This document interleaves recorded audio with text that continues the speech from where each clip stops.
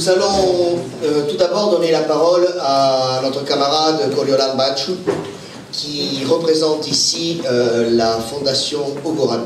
Alors la fondation Ogoranu est une fondation roumaine que je présente très brièvement, puisque Ion Gavrila Ogoranu est le dernier résistant communiste à avoir déposé les armes en Europe. Il a en effet déposé les armes le 23 juillet 1976, ce qui signifie que de 1945, fin de la Deuxième Guerre mondiale, à 1976, ce légionnaire a les armes à la main, dans les maquis de son pays, combattu le communisme. La fondation Ogoranu est également très liée au mouvement légionnaire, actuellement interdit par une loi cynique en Roumanie, et porte les valeurs de la Roumanie éternelle, les valeurs de la Roumanie chrétienne, les valeurs de ce peuple latin, cousin du peuple français, avec lequel nous avons tant eu à partager, avec lequel nous fêterons en 2018 le centenaire de la victoire des Français dans une guerre européenne fratricide qui a démontré combien les intérêts qui étaient servis n'étaient pas les nôtres et combien les espoirs pouvaient être parfois vains si les nationalistes n'étaient pas au pouvoir. Je cède donc la parole à notre camarade roumain Coriolan Baciu.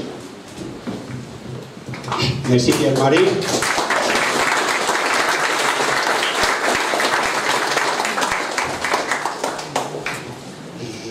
Je suis très heureuse de vous rejoindre. Je dis merci à vous et à Yves Benedetti pour que vous nous avez visité l'automne dernier. Vous avez été présents à notre commémoration annuelle à la croix qui marque le lieu où a été étranglé Corneliu Codreanu, qui était le chef du mouvement légionnaire de la Roumanie, avec un destin tragique, une grande personnalité roumaine, une grande personnalité européenne.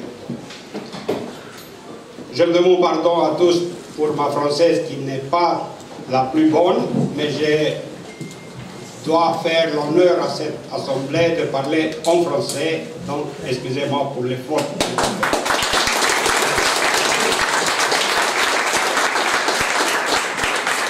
Oui, la Roumanie fait cette année l'anniversaire de son centenaire, de son 100 année, de 1er décembre 1918, l'année que la Roumanie a devenu l'État qui a dans ses limites tous les ethniques roumains. C'est la grande Roumanie qui a pour nous une mémoire sainte. Maintenant, nous ne sommes pas plus dans cette situation. Il existe un autre pays roumain, la Moldavie, la Bessarabie. Nous espérons que dans un futur pas très long, nous serons ensemble. Pour nous qui sont dédiés à célébrer la lutte de résistance chrétienne et nationale contre les communistes, c'est une année avec des spécifications extraordinaires parce que seulement lundi, nous anniversarons 70 années de les plus grands enlèvements des peuples en Roumanie, pratique plus de 15 000 opposants du régime communiste ont été enlevés dans une nuit par un système qui déjà a pris tout le pouvoir en Roumanie, le système communiste de 1948, et qui a fait des victimes en toutes les catégories des opposants. En premier rang de cet opposant, c'était les légionnaires. Mais pas seulement, ils ont arrêté aussi des officiers, des étudiants, des prêtres, d'autres catégories sociales qui ont été désignés comme ennemis du communisme. C'était une nuit tragique qui a marqué le destin de milliers de familles roumaines. Entre celles, c'était aussi celle de ma famille.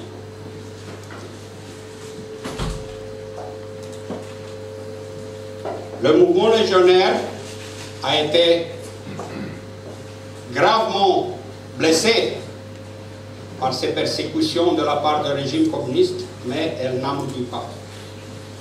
Après la chute du communisme, le mouvement légionnaire a présenté de nouveaux programmes par les actions d'un parti politique qui a pris le vieux nom de la période interbellique, c'est le nom qui est dans ce drapeau, c'est Tout pour la pays. Et pendant 20 années, cette partie a été active sur la scène politique roumaine.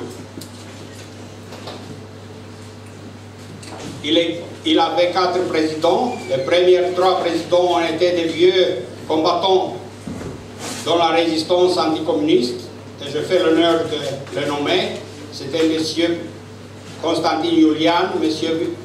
Virgil Totoescu, Ion Gavrilo Goranu, qui a été présenté par Pierre-Marie, et le dernier c'était moi, Coriolan Baciu. Avec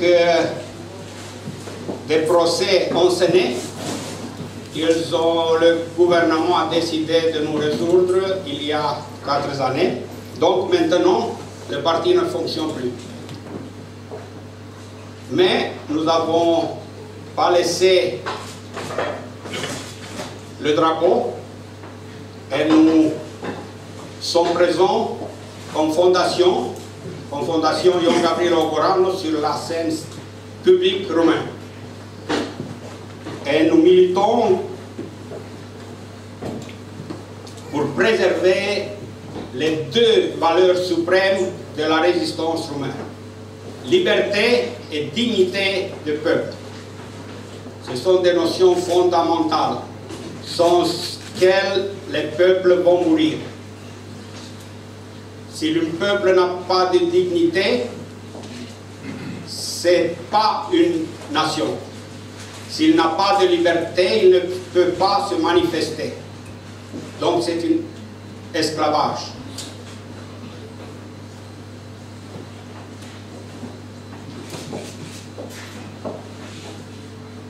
Il existe encore un commandant légionnaire roumain qui est en vie à 92 ans. C'est M. Don Copin qui vit dans la Suisse. Il m'a donné un court message pour vous lire à cette réunion des nationalistes de l'Europe. Je lis: Chers camarades nationalistes de l'Europe, le mouvement nationaliste européen ont beaucoup souffert depuis qu'ils sont nés, en même temps avec les nations, il y a des centaines d'années. Nos prédécesseurs se sont battus pour l'intégrité nationale, pour l'amour de la patrie et pour le christianisme. Des millions ont été sacrifiés pour l'honneur de leur patrie. Tous ces mouvements européens nationalistes ont été condamnés à disparaître par les ennemis si amers à cause de leur dédication et pour leur caractère chrétien et national spécifique. Ces mouvements sont toujours en train de se renouveler fondamentaux, d'avoir toujours pour devise l'amour de la patrie et la vie chrétienne. La doctrine nationaliste est revigorée naturellement en Europe et dans tout le monde, en réponse à un néo-marxisme culturel et politique athée qui veut détruire tout ce qui est normal et naturel.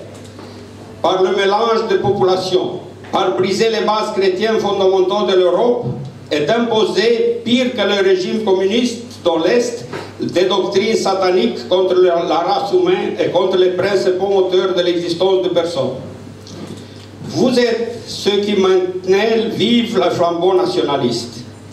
Répondez à ces appels, tous les nationalistes de différents pays, de se battre sur le même drapeau. Faites connaître par la doctrine nationaliste et capitalisez comme or dans le passé de chaque nation. Face aux dures réalités de la situation actuelle et la recherche de la doctrine nationaliste, je m'adresse surtout aux jeunes de lire les livres qui décrivent le passé de ce mouvement nationaliste, des histoires de sacrifices, de leur combat pour leur pays et pour Jésus-Christ. Le nationalisme de vie est immortel. Il faut promouvoir aux nouvelles générations. Dan Boghiu, commandant légionnaire.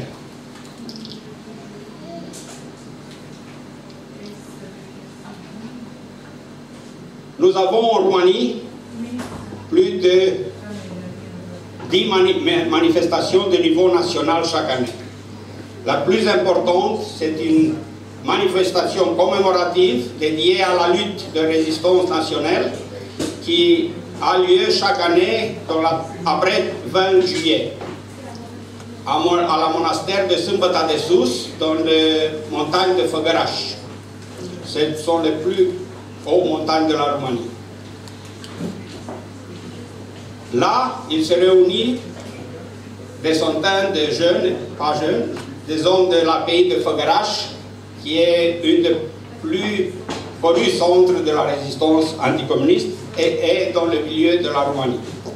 Nous invitons tous les mouvements nationalistes d'être avec nous à cette manifestation.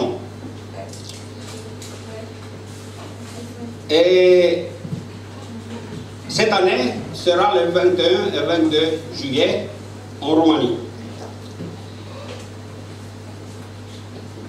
Au rapport de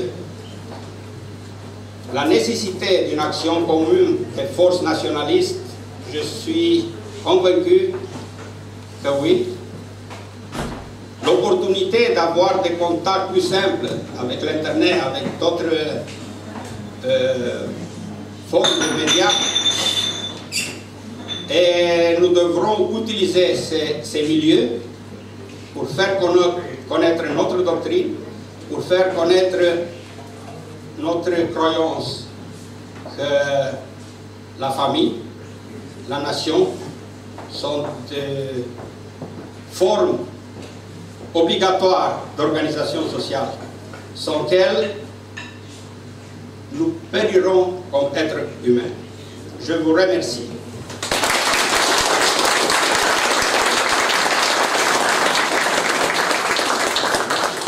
Je vais très brièvement céder la parole à un jeune camarade roumain, Claudiu, qui représente ici la nouvelle génération des légionnaires et de ceux qui portent la parole de la Roumanie éternelle.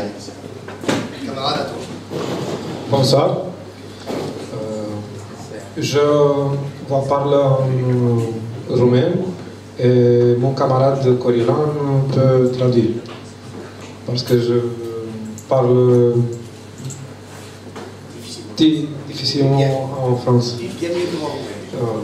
În primul rând, noi, generația nouă care este acum în România, din cauza a 50 de ani de dictatură comunistă și 25 de ani de reorientare sau de reorientare politică, Nous, la jeune génération de la Roumanie, à cause du régime communiste et de ces dernières années de réorientation politique, nu mai avem modele, nu mai avem valori în care să credem și care să ne orienteze pentru prosperitatea națiunii. Nous ne trouvons pas de modèle vif, de modèle réel pour avoir une orientation de construire la nation.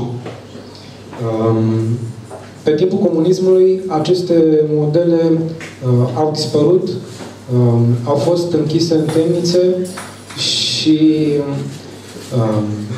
este o zicală cum că după 2 generații, dacă închizi o societate, poți să faci ce vrei cu ea.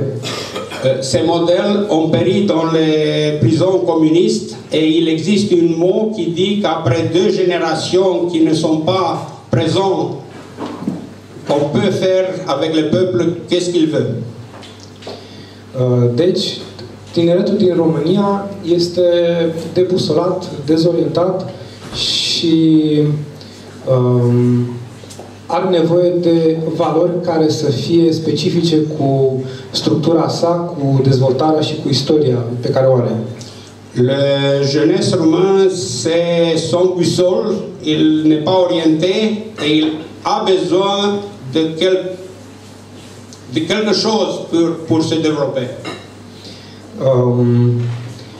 Cei care sunt într-adevăr interesați de aceste valori ale poporului român trebuie să cerceteze adânc în istorie și să înceapă să se formeze după cultura acelor personalități pe care România le-a avut. Il faut chercher dans l'histoire pour trouver des modèles qui ont été dans l'histoire de la Roumanie. O parte din aceste modele au fost reprezentate și de personalități din mișcarea regională. Des modèles on peut trouver dans les personnalités de la mouvement légionnaire. Printre care cel mai cunoscut este Ion Gavrilo Goranu, o personalitate care a putut fi întâlnită și după căderea regimului comunist, care a putut transmite niște mesaje autentice de patriotism. Ion Gavrilo Goranu, c'était une vraie personnalité et nous avons la chance qu'il avait la possibilité, après la chute de la régime communiste, de transférer ces messages à jeune génération.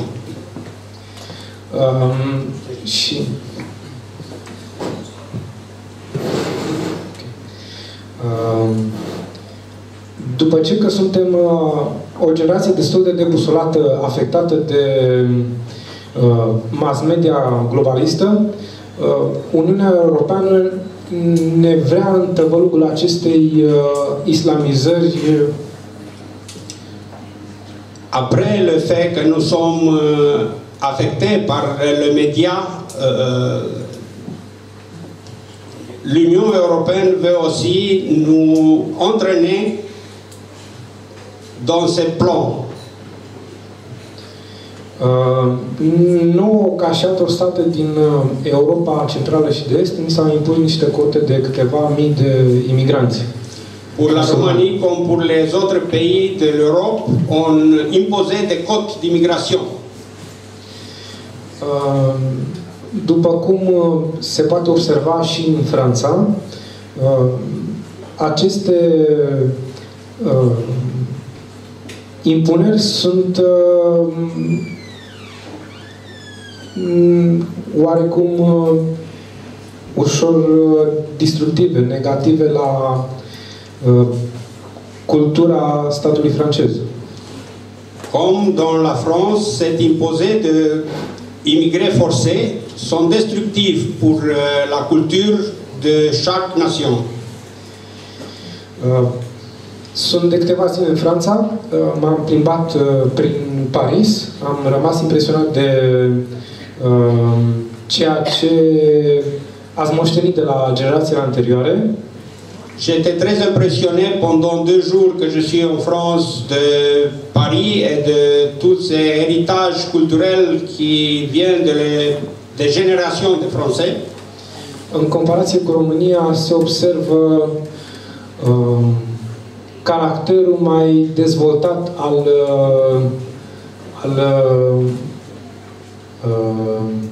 culturii franceze prin arhitectură, cultură. J'étais impressionné de l'architecture et de niveau très haut de développement culturel en France. Și nu pot să nu observ și efectele negative pe care le are imigrația în Franța și cum afectează cultura și atitudinea francezilor. Mais j'étais aussi impressionné de les effets négatifs que l'immigration a fait ici en France. În România, mai exact în București, avem și noi câteva cartiere în care s-au instalat arabi și s-au căsătorit cu românce, spre exemplu. Nous avons aussi à Bucarest des quartiers où sont déjà de grandes communautés d'Arabes.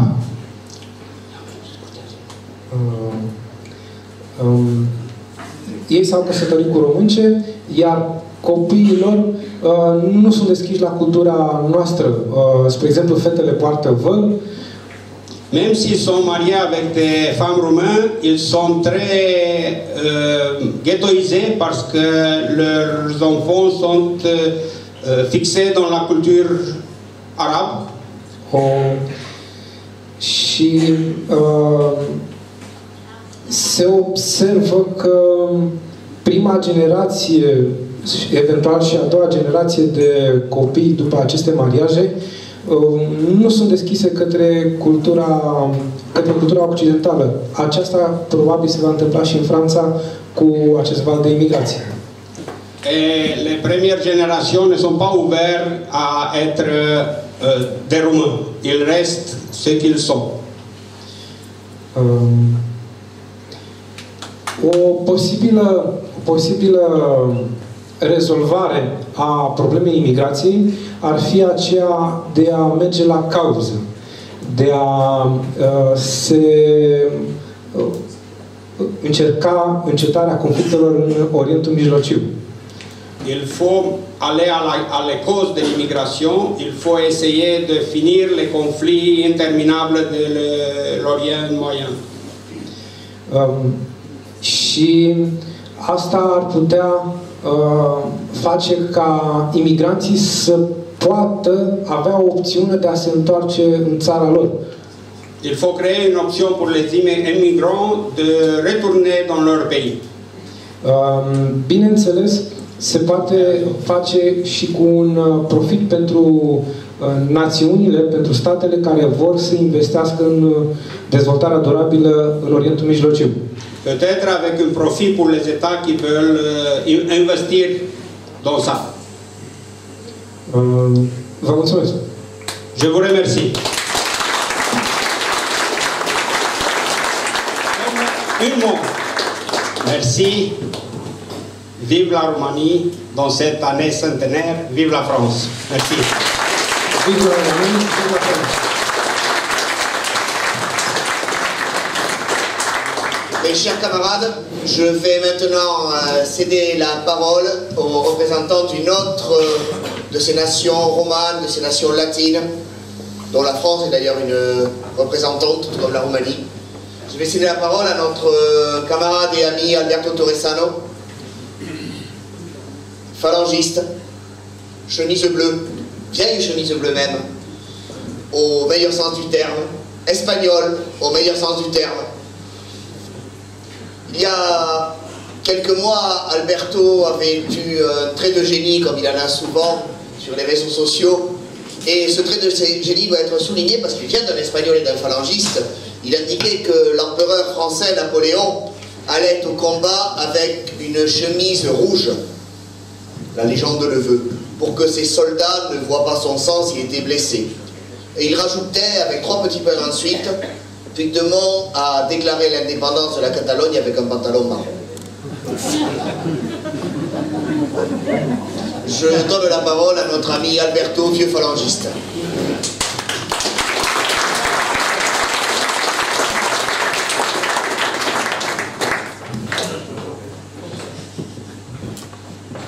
On a parlé de l'immigration, je pense que plus qu'une immigration, c'est l'invasion. C'est-à-dire le mot immigration, c'est un peu, on a une invasion dans toute l'Europe. Mais notre problème aujourd'hui en Espagne, ce n'est pas l'invasion, c'est le separatisme. José Antonio Primo de Rivera dijo que España era una unidad de destino en lo universal, que l'Espagne c'était une unité dans l'universel. Aujourd'hui, on a une province d'Espagne, qui c'était une province qui appartenait au royaume d'Aragon, qui jamais il a été un royaume, parce que les Catalans se sont inventés une histoire qui n'a rien à voir avec l'histoire. Et je suis professeur d'histoire, c'est-à-dire que je connais le thème. Et dans cette histoire qu'ils se sont rencontrés, il paraît qu'il y avait même Cristóbal Colón, il était catalan. Et Cristóbal Colón, il était italien, il n'était pas catalan, mais enfin, il est venu en Espagne et grâce à Cristóbal Colón, que les rois catholiques ils sont aidés, il a découvert l'Amérique et tout le reste. Le problème aujourd'hui, c'est que les Catalans sont vécus dans un état qu'après la mort de Franco, ils ont créé une démocratie qui partait du principe de que toutes les régions, c'était des régions qu'il devait avoir une liberté, puisque Franco était un dictateur terrible, il n'avait pas laissé la liberté et tout le reste, et ils ont fait ce qui s'appelle les autonomias. Et les autonomias, c'était pas les 4 et les 5 royaumes d'Espagne. Les 5 royaumes d'Espagne, c'était les 5 flèches de la phalange. C'était les You, que c'est l'unité, et chaque flèche, c'était une des royaumes espagnols. La Castille, c'était dans Castille, ça a créé toute l'Espagne, et le castillan, c'est devenu l'espagnol depuis toujours. Aujourd'hui, on ne parle plus de l'espagnol, on parle du castillan, du catalan, du valencien, du mallorquin. C'est-à-dire que l'espagnol aujourd'hui, il parle 7 langues officiellement, il y a le basque aussi, une langue, et dans ces autonomies, chaque autonomie a fait ce qu'il a voulu, puisqu'il avait la liberté totale pour faire ce qu'il voulait. Par exemple, en Catalogne, on n'apprenait plus l'espagnol à l'école, on apprenait le catalan et l'anglais, parce que naturellement l'anglais, c'est l'anglais qui est imposé par les Américains, même pas par les Anglais. Enfin, aujourd'hui, on doit tous parler anglais, parce que sinon tu es complètement idiot. C'est-à-dire, la langue du marché commun, c'était le français. Après, la langue du marché commun, c'est devenu l'anglais, parce qu'ils ont imposé l'anglais. On ne parle plus en français dans le marché commun, ou dans l'Europe moderne, ça qu'on appelle l'Europe des pays qui peuvent voyager partout et faire ce qu'ils veulent, mais c'est la même chose. La Catalogne a créé une société qui a divisé les Catalans entre les Catalans catalanistes, séparatistes, et les Catalans qui ne veulent pas se séparer de l'Espagne et qui sont des Catalans pro-espagnols. Et maintenant, en Catalogne, il y a un problème tremendous, horrible. C'est parce que grâce au séparatisme, les Catalans ils sont divisés, complètement divisés. Et ils ont créé même une partie qui essaye de prendre le pouvoir, qui s'est formée par les Catalans qui ne sont pas des Catalans. Ils ne veulent pas être des Catalans, ils veulent être des Espagnols. Et voilà. Et on va finir comme en Yougoslavie. Sûrement, je ne sais pas si on va finir de la même façon ou non. En tout cas, en Yougoslavie, c'était terrible, ça qui s'est passé. Chez nous, on n'avait pas de problème, parce que les Catalans, c'était des Espagnols depuis toujours, c'était des catholiques comme le reste d'Espagne, c'est-à-dire qu'il n'y avait pas de problème qu'il y avait en Yougoslavie, il y avait plusieurs religions, et ces religions, ils ne pouvaient pas s'aimer. Mais une chose incroyable, c'est qu'aujourd'hui, l'endroit, la région où il y a le plus numéro d'invaseurs, c'est en Catalogne, parce que les Catalans, ils ont dit aux Marocains, à tout le monde, qu'ils peuvent tous venir en Catalogne, parce que la Catalogne les reçoit, et à Barcelone, il y a plus d'Arabes et de tout qu'à Madrid, par exemple. Et on est arrivé à voir ce qu'on a aujourd'hui, c'est que c'est triste, parce que moi, j'aime beaucoup la Catalogne. Et pour moi, la Catalogne, c'est une partie de l'Espagne. Et il y a le problème en Espagne, c'est que c'est un pays très divers. C'est pas un pays qui est le même.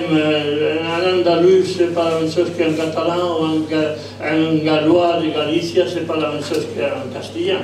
Et c'est ça, cette mentalité de l'Espagne régionaliste. Et ça a été toujours comme ça. Quand tu demandes en espagnol qu'est-ce qu'il est, il ne va pas te dire qu'il est espagnol, il va te dire je suis galicien, je suis catalan, je suis valencien, je suis madrilène. Parce que chez nous, c'est pas. Et c'est pour ça que l'Espagne a fait la guerre contre la France dans un moment déterminé, parce que vous étiez un pays unitaire, c'est une idée qui est venue en Espagne par les Bourbons, et les Espagnols ne s'acceptaient pas le centralisme. Jamais on a eu le centralisme. Chaque région avait ses fueros. Les fueros étaient des pouvoirs privés, des pouvoirs de la région. Aujourd'hui encore, Navarra il a ses fueros, le Pays Basque aussi, mais pas la Catalogne, parce que la Catalogne, ça n'a jamais été un royaume. La Catalogne, c'était une comté dépendant du roi d'Aragon. Et c'est ça qu'on n'explique plus dans les écoles. professeur, j'essaie toujours d'expliquer à mes élèves, maintenant non parce que je ne travaille plus, je suis trop vieux, mais j'essaie d'expliquer à mes élèves que, ou j'expliquais avant, que la Catalogne c'était une région d'Aragon et que le royaume c'était pas la Catalogne, c'était Aragon le royaume. Maintenant, on essaye d'expliquer qu'Aragon, à l'époque où il était un royaume, il parlait catalan. Ça, c'est une histoire que j'ai jamais vue dans aucun livre. Vous pouvez trouver en Aragon, on parlait catalan en Aragon. Ferdinand d'Aragon s'était marié avec la Isabella católica et la langue officielle d'Espagne, c'était l'espagnol toujours. Et la langue officielle des 22 pays que l'Espagne a créé, c'est toujours l'espagnol. Si vous allez à Puerto Rico, ils parlent encore aujourd'hui espagnol. Et si vous allez à l'Argentine, tout le monde parle espagnol. Et au Chili, à tous ces pays qui ont été découverts et civilisés par l'Espagne. Et qu'est-ce qui se passe avec le séparatisme? J'ai fait un rapport sur ça qui se passe actuellement. On a un monsieur qui s'appelle Carlos Puigdemont, mais il ne s'appelle pas Carlos, il s'appelle Carles, parce que c'est le nom Carlos, c'est un nom espagnol, pendant que Carles, c'est un nom catalan. Et Carles Puigdemont, sa mère, il n'est même pas catalan, il est andalous. Il vient d'Almeria, de l'Andalousie. Et sa femme, elle est roumaine, qui n'a rien à voir avec l'Espagne non plus. C'est-à-dire qu'il y a une femme roumaine, une mère andalouse, et son père était franquiste. C'est ça terrible. T'imagines d'avoir un père franquiste dans cette époque où les Catalans étaient antifranquistes. Le 28 octobre 2017, on a été obligé d'appliquer l'article 155 de la Constitution espagnole pour le mettre dehors, et en lieu d'accepter qu'il avait été mis dehors, il a pris une voiture la nuit, à 4 h du matin, il est sorti d'Espagne et il est arrivé en Belgique, et comme les Belges sont très amoureux de tout le monde, c'est un pays où il y a tout en Belgique. Il a été accepté tout de suite et on n'a pas mis en prison parce que la Belgique c'est un pays démocratique. Et naturellement, l'Espagne c'est une dictature. Et ce pauvre type, il était obligé d'aller en Belgique où il est resté libre pendant quelques mois. Le 29 octobre 2017, il a entrepris. Il est parti, il a commis une erreur, c'est qu'il est parti pour donner des conférences sur la liberté de la Catalogne et sur les libertés. Il est parti à Helsinki. Et en Helsinki, naturellement, il n'avait pas le droit d'aller à Helsinki puisque Helsinki ne donnait pas la version belge d'accepter à tout le monde. Il a été dénoncé et il est parti en Allemagne. Les Allemands l'ont mis en prison. Une fois qu'il était en prison, il a été à nouveau libéré puisque c'était terrible que l'Espagne n'a pas la liberté totale pour laisser à tout le monde se libérer et partir libre. Et dans ce moment où il a été libéré en Allemagne, il a profité pour faire des conférences et pour tout le reste, et pour dire voilà, les Allemands sont très démocrates, ils m'ont laissé libre. Il a été obligé à payer une amende seulement de 70 000 €. Et avec 70 000 €, les Allemands ne sont pas bêtes. Ils ont gardé les 70 000 € et M. Puigdemont est toujours en liberté. En Allemagne, maintenant, ils ont des conférences. Et je pense que si la Catalogne devient un pays libre, comme ils veulent dire, mais ça sera un précédent pour les Flamands, pour les Bretons, il y a ici les Bretons aussi, et pour tous ceux d'Europe qui veulent devenir indépendants et qui n'ont rien à voir avec la vraie histoire. Parce que si on veut faire une Europe, il faut qu'elle soit une Europe unie. Et si on perd l'unité déjà à niveau régional, c'est fini l'unité nationale ou la unité européenne. Et moi, je crois à l'unité européenne. Je crois parce que je connais l'Europe. Ich bin in Europa, ich kann auch Deutsch sprechen, auch Englisch oder auch Französisch. Et c'est triste qu'on ne fait pas une Europe où on est tous unis et on travaille tous pour l'Europe. Et pour défendre l'Europe et pour défendre tous les principes qu'on a eu en Europe pendant des siècles, notre culture et la culture qu'on a envoyée à d'autres pays. Et si l'Europe se casse, c'est fini. C'est fini. C'est complètement fini. Et puisque maintenant, on est assez intelligent pour comprendre qu'on ne pouvait pas se battre entre nous. On ne s'est battu entre nous les Européens, pendant des siècles. C'est une idiotie totale. Les Français contre les Espagnols, les Allemands contre les Anglais contre tout le monde, parce que les Anglais c'était contre tout le monde, c'était seulement contre les Espagnols. Et à la fin, on a eu une Europe complètement divisée, et maintenant qu'on essaye de faire une Europe unie, mais on arrive avec une autre chose, je ne crois pas à l'Europe des régions, je crois à l'Europe des nations, et c'est complètement différent. L'Europe des nations, chaque nation, il y a une culture différente. Les Français, ils ont cette culture qui était très importante pendant les siècles 17, 16, etc. Les Espagnols, ils ont une culture plus ancienne. Les Italiens, ils ont une grande culture depuis des siècles. Et je ne comprends pas pourquoi on ne doit pas respecter la culture de chaque nation, puisqu'on veut avoir une Europe unie des nations pour se défendre des invaseurs et de tous ces gens qui essayent de nous faire finir d'une façon triste et que je ne voudrais pas. J'étais phalangiste et comme phalangiste, j'étais plus nationaliste. Mais comme nationaliste, j'étais toujours pro-européen. Toujours. Et naturellement, j'appartiens à une autre génération. Ma génération, il y avait des colonies en Espagne. Naturellement, dans ces colonies, on a été obligé à faire la guerre aussi. Et vous, les Français, c'est la même chose. Et naturellement, on a injecté en Afrique aussi. Et j'ai vécu ces guerres que la jeunesse d'aujourd'hui avait son absence de pas reconnaître, mais on l'a connu. Et ceux qui ont fait la guerre en Afrique comme moi, me pensent que c'est triste qu'après qu'on a eu tant de morts dans les pays africains, maintenant on doit recevoir les Africains chez nous comme si c'était notre frère, notre libérateur et notre grand amour du passé, etc.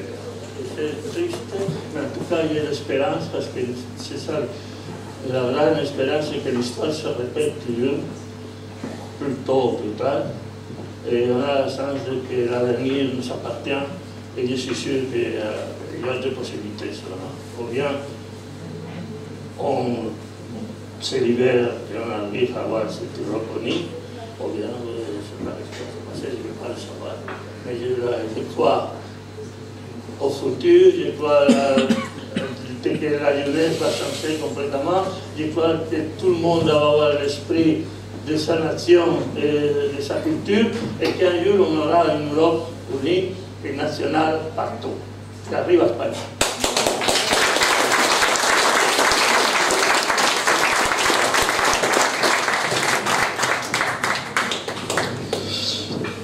Chers camarades, je vais maintenant vous lire un message qui nous parvient de nos amis de l'Union nationale bulgare, qui organise chaque année une marche au mois de février à l'honneur du général Riskolukov, héros bulgare assassiné en 1943 par une certaine Violeta Jacob.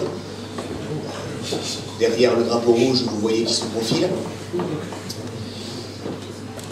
Chers amis du Parti nationaliste français, chers camarades européens, nous, de l'Union nationale bulgare, nous vous adressons nos salutations à tous. Malheureusement, cette année, nous ne pouvons pas envoyer de délégués lors de votre Forum de l'Europe et du rassemblement à l'honneur de Sainte Jeanne d'Arc. Nous vous souhaitons un grand succès dans leur déroulement. Soyez sûrs que ce sont des événements qui marqueront l'histoire. Ils font partie du processus de construction d'un front uni de tous les nationalistes en Europe contre la menace mondialiste. Des événements comme ceux-ci forgent le futur mouvement de libération en Europe qui libérera nos nations et conduira nos peuples vers une nouvelle ère de prospérité. Rappelez-vous toujours cela, particulièrement dans les moments les plus durs de la lutte, parce que vous êtes l'espoir et le salut de vos peuples, comme autrefois Jeanne d'Arc. Que vos mouvements se renforcent. Meilleure salutation des nationalistes bulgares. Vive l'Europe, nation libre.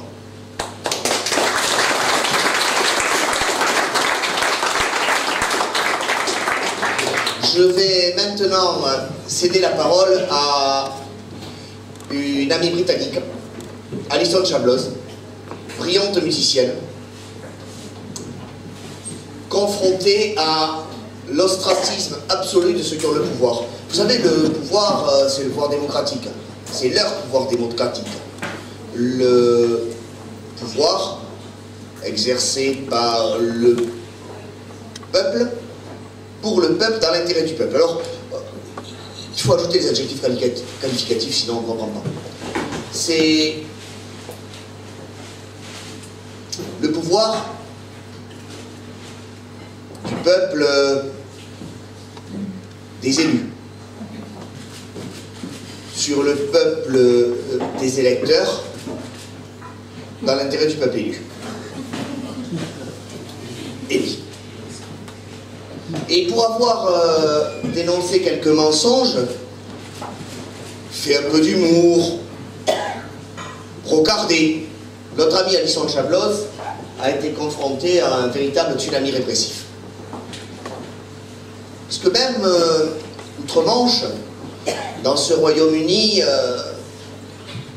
d'histoire libérale, où l'expression des idées non conformes a toujours fait partie de la culture, d'une exception culturelle même, l'humour britannique, eh bien,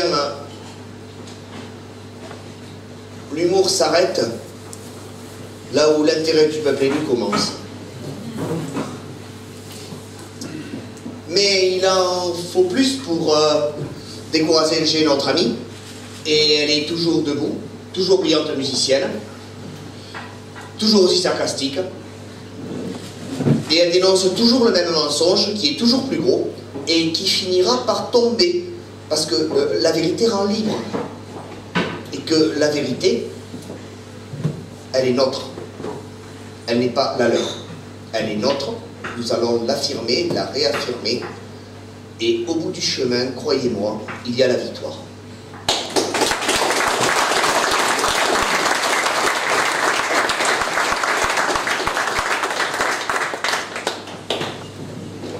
Bonsoir à tous. Vous m'excuserez de m'asseoir, je suis un petit peu fatiguée et je vous expliquerai. Merci maître pour cette introduction. Vous avez presque fait mon speech entier déjà, comme ça.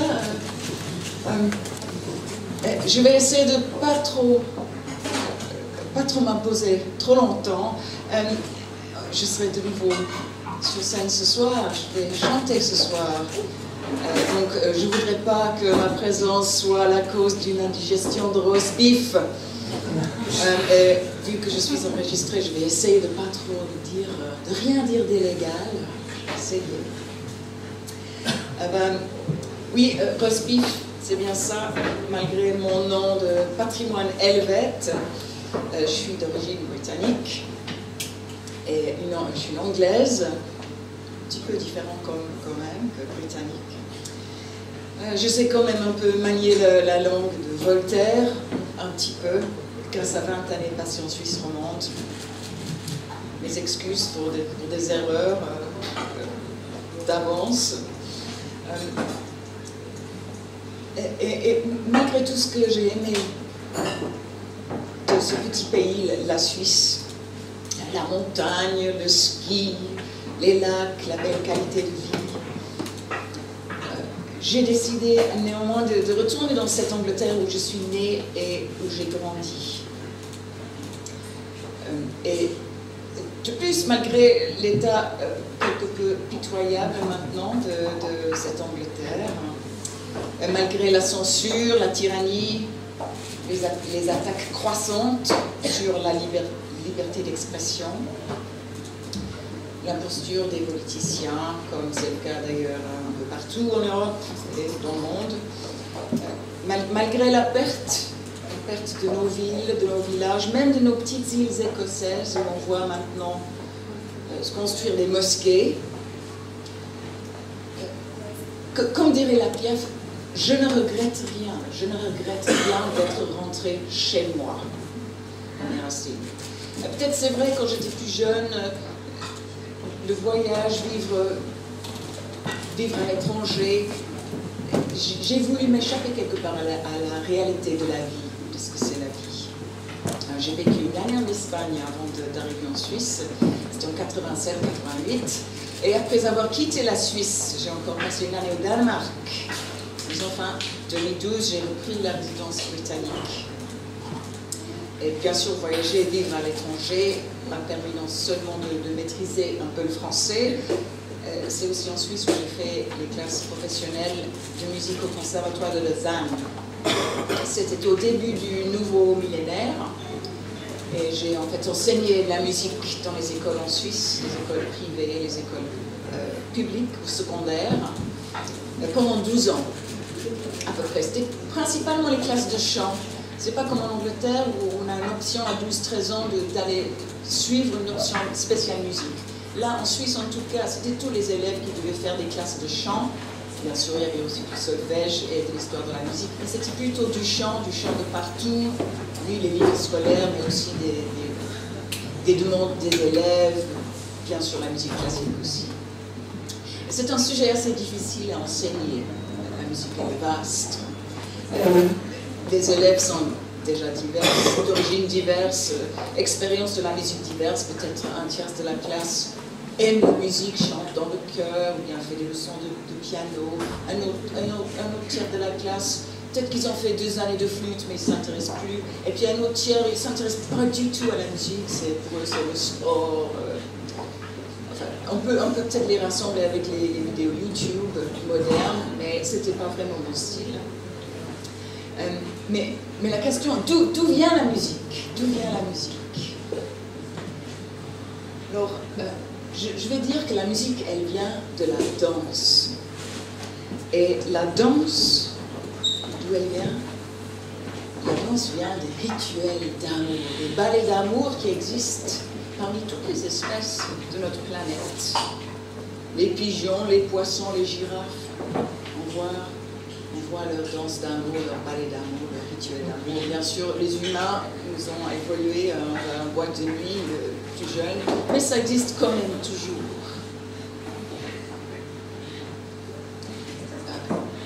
Bien sûr, toutes les races font de la musique, des fois de très rustique, de bout de bois, une noix de coco, un bocal rempli de riz. Mais tout rythme de la nature, tout chant d'oiseau, c'est de la musique. La musique existait avant l'arrivée de la parole et avant même le verbe. Richard Wagner disait « Le chant n'est pas parole, n'est que parole élevée à la passion la plus haute. La musique est le langage de la passion. » Je suis entièrement d'accord avec ça.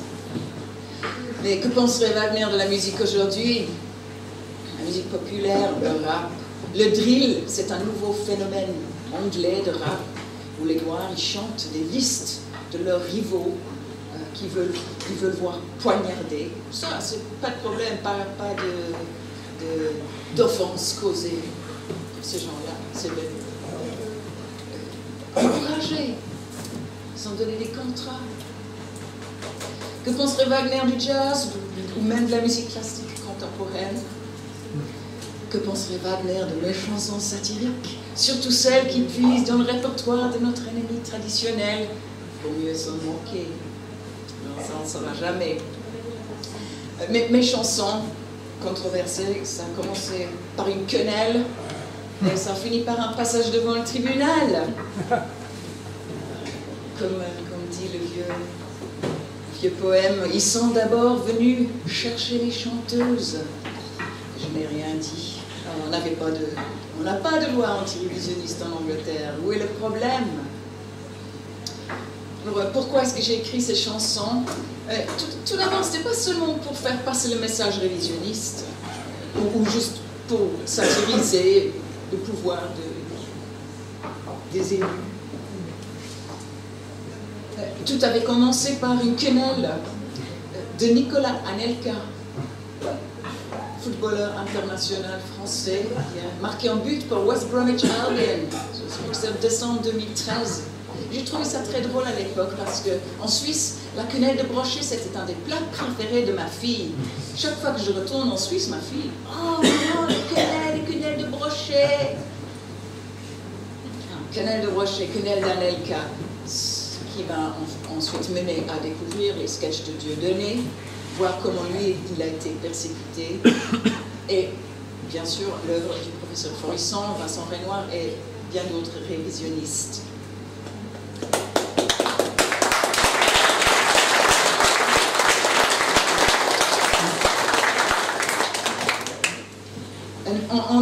j'ai fait ma propre quenelle à Édimbourg, Festival d'Édimbourg. En fait, j'ai quitté la Suisse et j'ai fait quelques croisières, quelques contrats de croisière sur les bateaux.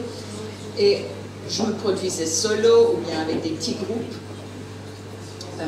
Et je faisais le Festival d'Édimbourg, c'est un festival très connu au monde, tout le mois d'août, le plus grand festival d'art au monde.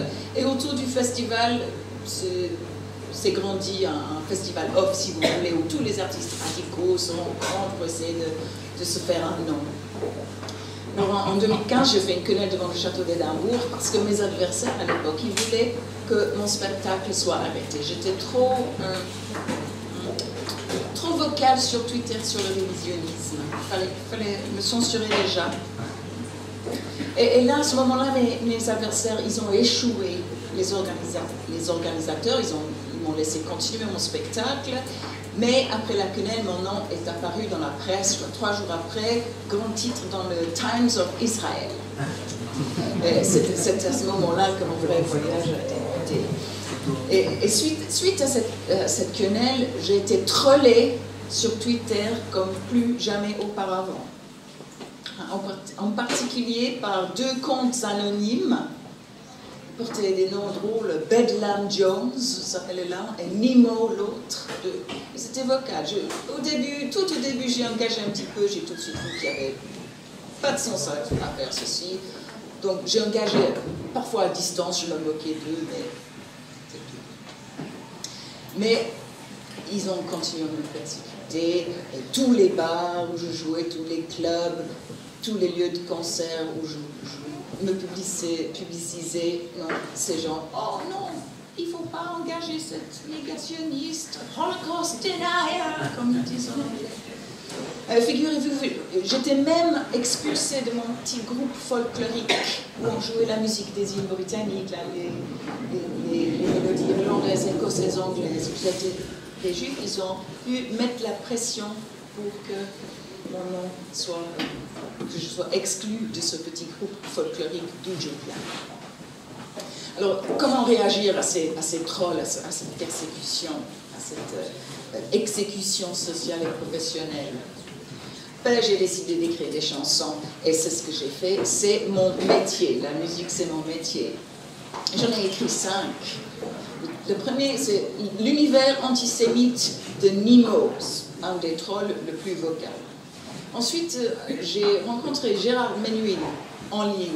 Et lui, il m'a envoyé le texte d'une poésie de sa composition que j'ai mis en musique. Ça s'appelle Tell Me More Lies. Racontez-moi encore des mensonges. Ensuite, j'ai écrit une aire.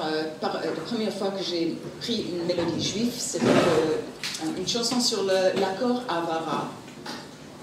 Quand les Juifs allemands étaient transférés aux Palestine avec leurs biens dans les années 30. La 4e s'appelle Kosher Brother, frère cacheur, mon frère cacheur. Et la 5e, c'était sur les survivants de la Shoah et elle s'appelle Survivors avec les échos autour.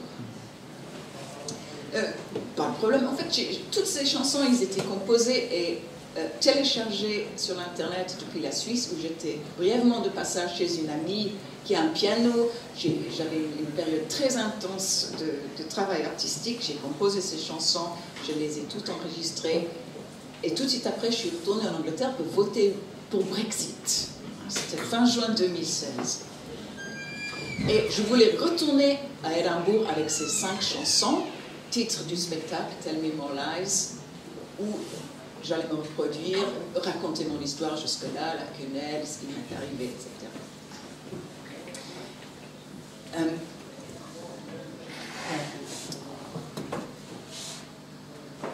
Il faut que je dise aussi, jusque-là, l'année qui s'est déroulée depuis la quenelle, je recevais chez moi du courrier anonyme qui m'avait été envoyé, pas en mon nom, c'était marqué Madame la négationniste, Mrs. Holocaust Denier. Des cartes anonymes, des catalogues divers de vêtements de femmes, bien de stores et portes blindées.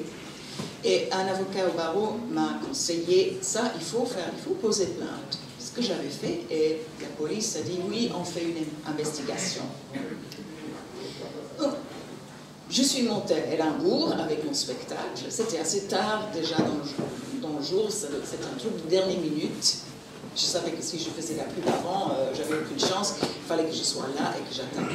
Deux endroits s'intéressaient à mon petit spectacle. Et le deuxième, le contrat était déjà signé. J'avais visité la salle, j'avais dit à l'organisateur, vous risquez peut-être d'avoir des problèmes. Ah non, le festival Édimbourg, c'est la liberté d'expression, on veut les spectacles controversés. J'ai tweeté une tweet avec la date et le spectacle. Il y avait 2 ou 3 ou 4 nuits, je me souviens plus. Dans 10 minutes, j'avais un téléphone, je suis désolée Alison, ton spectacle est trop politique, tu peux chanter autre chose, mais tu ne peux pas chanter ces chansons-là. Et à ce moment-là, j'ai encore fait poser plainte à la police et ils ont dit, ok, on va investiguer ces 2 comptes Twitter, le Bedlam Jones et plus le Nimo. Un mois après, j'ai quand même pu me produire dans un meeting nationaliste au London Forum. Aujourd'hui, c'est le Forum de l'Europe. Là, c'était au London Forum. Et là, les choses se sont vraiment accélérées. 3 semaines après, mon compte Twitter suspendu par pression d'une organisation juive. Encore, je n'avais pas brisé de règles sur Twitter. Il fallait juste me censurer et me faire taire. Une semaine après cela, la police m'informe que leur investigation pour le courrier et pour ces 2 trolls s'est fermée. Ils n'ont rien trouvé. Encore une semaine après là, arrestation, perquisition, saisie de mon ordinateur, mon téléphone. Et encore une semaine après cela, convocation au tribunal pour comparaître, pour avoir offensé les gens pour ma chanson Survivors, pour avoir envoyé ma chanson Survivors. Tout a commencé avec ça, avec une procédure privée criminelle. On peut faire ça en Angleterre, si on a assez d'argent, bien sûr, il faut avoir les poches bien remplies. Pour cette chanson Survivors, mon accusateur, le directeur de cette organisation juive, Campaign Against Antisemitism, un monsieur Gideon Falter, ça c'était en novembre 2016. Et lundi prochain, dans 2 jours, ce sera, je crois, le 8e ou 9e audience, donc ça dure déjà maintenant depuis 18 mois, mon procès. Je suis avoir accusé d'envoyer la matière dans le but de causer, grossièrement offenser ces gens. Envoyer, c'est maintenant télécharger ou partager un lien URL sur l'Internet. Mon team légal fait un challenge, c'est pour ça que la procédure, il fait un challenge sur ce point. Est-ce qu'on peut vraiment argumenter que télécharger ou partager, c'est envoyer? 2 points légaux, 2 points légaux, plus le substantif du procès. Est-ce que mes chansons sont grossièrement offensives? Et maintenant, il n'y a pas seulement une accusation, il y en a 5. Tout au début du procès, je demandais que la couronne reprenne la procédure. La couronne, la procureure officielle, l'État, la couronne on appelle. Et fin mars l'année dernière, ce fut le cas, mais à la place de rejeter l'accusation originale, ce qu'ils ont fait, ils ont dû le faire parce que j'étais en Suisse, ils n'avaient pas la juridiction. Ils ont repris pour la vidéo du Forum de Londres, 2 accusations pour Survivors, envoyées ou bien causées d'être envoyées, 2 accusations la même pour Nemo's Anti-Semitic Universe. À ce moment-là, il n'y avait que 4 accusations. Et cette dernière chanson, l'univers antisémite de Nemo, c'était une réponse à ce troll qui, il s'est avéré 18 mois plus tard, juste au mois de janvier passé, que travaille pour cette organisation Campaign Against Antisemitism, comme le monsieur Folter, et comme l'autre témoin de la couronne, qui avait l'autre compte, Twitter, Bedlam Jones. Lui, il est aussi directeur de cette CAA, Campaign Against Antisemitism, un dénommé Silverman. Le limo, il s'appelle Applebaum. Je pense que, en tout cas, les pères étaient d'ethnie juive, vu les noms. Et pour avoir une chance réelle de me condamner, il fallait que je sois mise sous liberté conditionnelle. avec interdiction de poster quoi que ce soit, de télécharger quoi que ce soit sur Internet. Ce qui s'est fait en fait tout de suite après la première audience au mois de décembre 2016 par un juge maintenant recusé après que j'ai découvert sur l'Internet des photos d'elle avec son mari député en voyage payé avec les Friends of Israel, le parti conservateur. Elle a dû recuser un nouveau juge maintenant, mais en fait, la police, ces chansons, ils ont reçu des plaintes tout au début, mais la police n'a rien voulu savoir. C'est pour ça que cette campagne against antisemitism, ils ont pris d'abord une procédure privée. On a 6 mois pour apporter une accusation. La police traînait, ils ne savaient pas, est-ce que oui, elle a déjà cette investigation. C'est pour ça qu'une fois que mon Twitter était clos, que j'étais isolée de mon plus grande audience, si on voulait, ils ont poussé avec cette procédure privée qui est maintenant procédure d'État. Et le problème qu'ils ont aussi, mes adversaires, que la loi britannique ne spécifie pas une définition du terme grossièrement offensif. On ne sait pas ce que ça peut être. On peut poignarder ses rivaux, chanter pour poignarder ses rivaux, c'est pas de problème. On peut chanter du sexe homosexuel, il n'y a pas de problème, mais vous avez compris, je crois. En fait, en octobre dernier, j'étais arrêtée pour une autre chanson. J'avais continué j'ai un peu ignoré ces conditions de liberté conditionnelle, et j'ai continué à écrire des chansons. Il n'y a pas de définition de grossièrement offensif. Je trouve que les gens, ils choisissent s'ils veulent écouter, ils choisissent s'ils veulent être offensés. J'étais arrêtée pour une chanson qui s'appelle Too Extreme for the BNP, trop extrême pour la BNP, c'est la British National Party.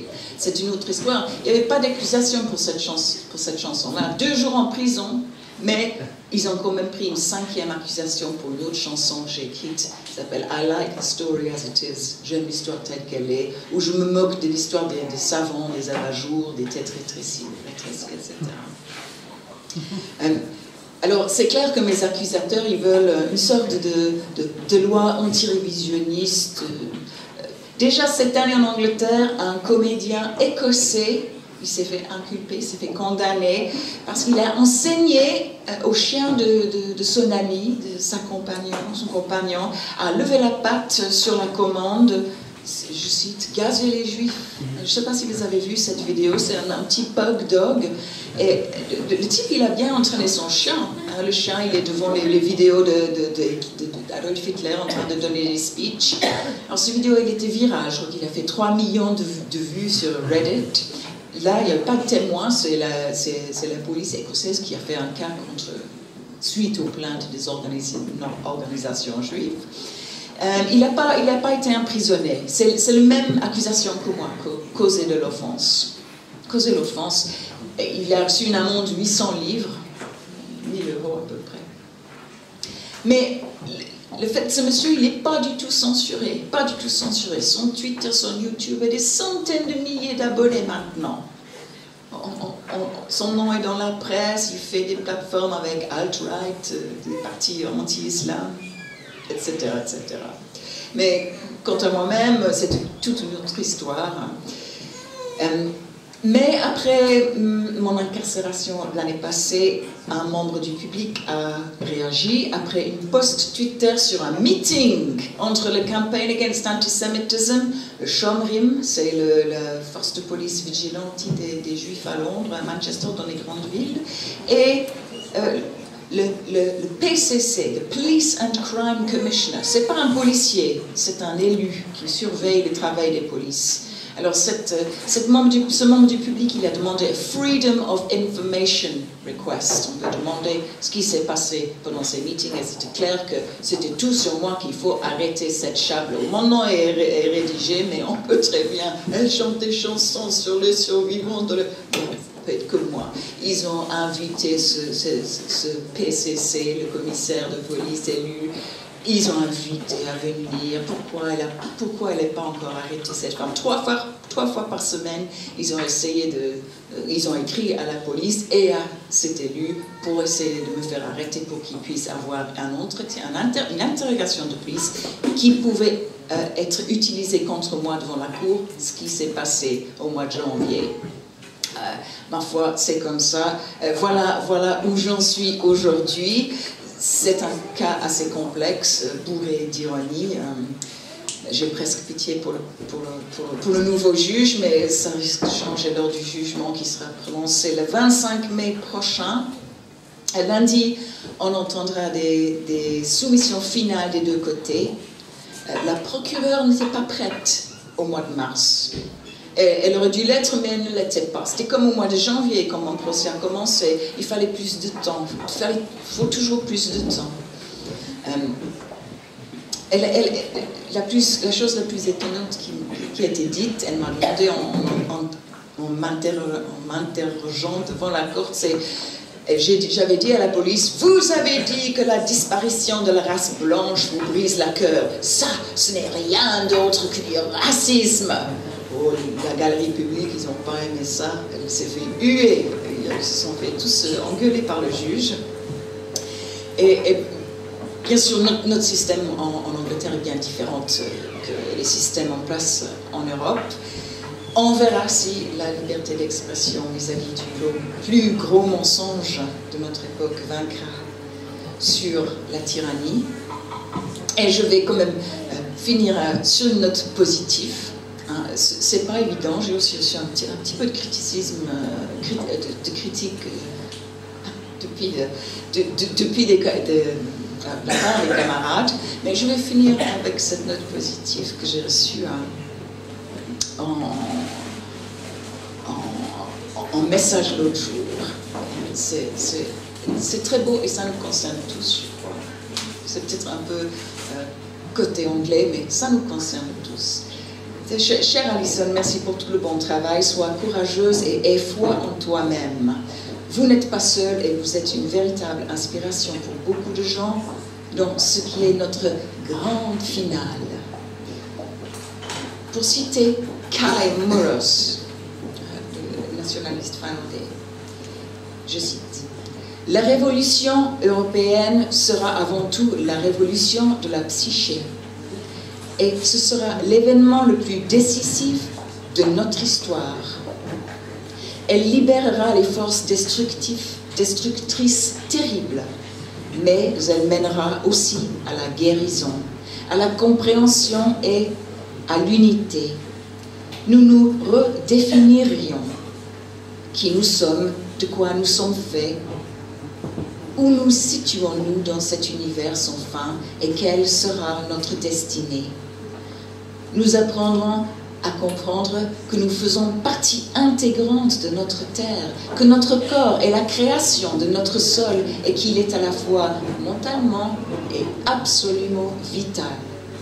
Nous apprendrons à comprendre que notre paysage, arbres, rivages marins, montagnes, prairies et villages forment l'essence du corps et de l'esprit. Et aussi comment les masses des pauvres étrangers hostiles, les parasites, les créatures de la jungle urbaine ne peuvent jamais partager cela. Les falaises blanches de Douvres, c'est pas seulement de la belle rhétorique. Cette vue, ce paysage a un effet sur vous à travers vos émotions. Donc, ces falaises font partie de vous, physiquement. Nous allons apprendre que ce genre de lien nous accorde certains droits et aussi certains devoirs. Et le message se termine, je cite encore, « Alison, vous êtes une manifestation du proverbe chinois, quand les femmes endormies se réveillent, les montagnes bougent. » Je vous remercie.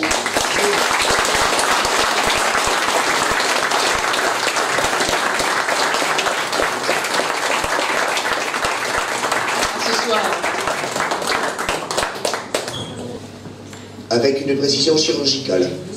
c'est ce que n'aiment pas les maîtres du temps. Parce que contre cette précision chirurgicale, contre la vérité qui leur est infligée, il n'y a effectivement pour eux aucune autre arme que la répression. La répression pour faire taire celui qui dit vrai. Point. Ensuite prendra la parole notre ami Ivan Benedetti, porte-parole du Parti nationaliste français, président de l'œuvre française, et qui justement, pour ne pas avoir accepté de baisser ce drapeau, pour ne pas avoir accepté le dictat des maîtres d'une époque, encourt lui 10 années de prison et 100 000 € d'amende, et passe pour cela devant le tribunal correctionnel de Lyon, le 4 juin. Parce que justement, il est poursuivi pour avoir maintenu un dangereux mouvement terroriste dissous, dangereux selon les valeurs de leur système, de leur république. Dangereux pourquoi? Parce que dissous. Dissous pourquoi?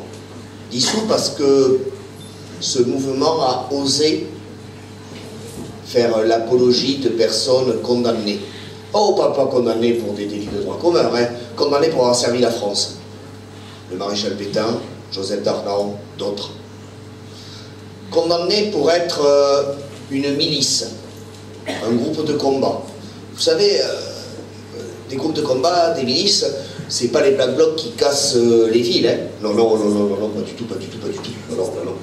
C'est pas l'organisation juive de combat qui tabasse l'hommage à Jeanne d'Arc et qui tabasse notre ami Ivan Benedetti par la même occasion. Non, pas du tout.